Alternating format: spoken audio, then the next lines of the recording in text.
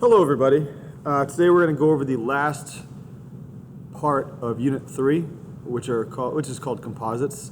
We meant to do this after we learned about reflections, but we ran out of time. So this is really nothing new. It's taking something we already know how to do and expanding upon it. And what specifically it is a combination of more than one transformation. And for these examples, it's going to be a reflection followed up by a translation. So you're going to reflect something, you're going to flip something, and then you're going to shift something. So we're going to go ahead and do the first one together. And yeah, it should basically make it pretty straightforward for us. All right, so first thing we're going to do is take a look at our rule here. So it says we're going to reflect across the y-axis, and then we're going to shift it using this notation rule here. So the y-axis is right here, right? That's the y-axis right here. So I'm going to go ahead and write the coordinates of the pre-image. So U is 0, 5. V is 1, 2, 3, 3, 5. W is 3, 3. And T is 0, 1. Okay. So now we're going to go ahead and do, let me zoom in a little better here. Yeah, there we go. Okay.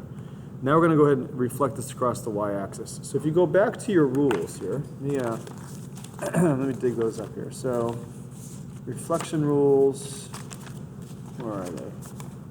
Here we go. So you should have these available to you. We did these before. Let me zoom out a little more here. So if you go back to your reflection rules, the notes, right?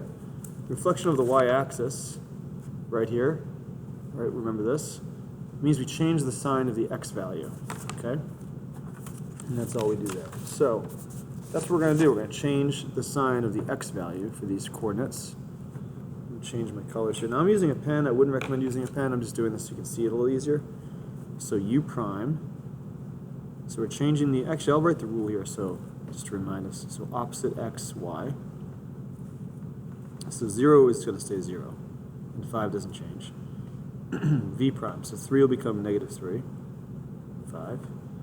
W prime, so 3 will become negative 3, so negative 3, 3. And then 0 will not change. So T prime is actually the same thing, which makes sense because it's on the line of reflection. Right? All right, so now we're going to go ahead and graph these. Excuse me.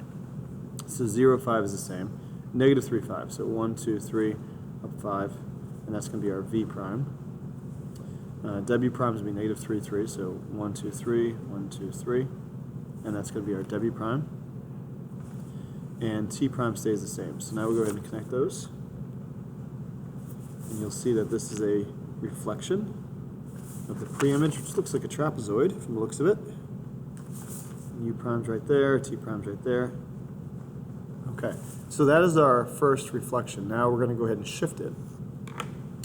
So now we're going to go ahead and apply this translation to this pre-image. So now this is our new pre-image because now we're going to take this and shift it. So it's going to be U double prime, V double prime, W double prime, and T double prime. Okay? So we're going to do x minus 2. So 0 take away 2 is negative 2. And y minus 4. So 5 minus 4 is 1. And that'll be our new U double prime. We're going to go ahead and do this for all of these. So x minus 2. So negative 3 minus 2 is negative 5. And y minus 4. So 5 take away 4 is 1. Negative 3 minus 2 is negative 5. And 3 take away 4 is negative 1. And 0 take away 2 is negative 2. And 1 take away 4 is negative 3. So these are our new coordinates. This is our resulting image. So it's going to result in a shift to the left and down. So negative 2, 1. So 1, 2, 1. That's our U double prime. And negative 5, 1. So right here. And that's our V double prime. Negative 5, negative 1. It's right here. That is our W double prime. And negative 2, negative 3. So 1, 2, 1, 2, 3.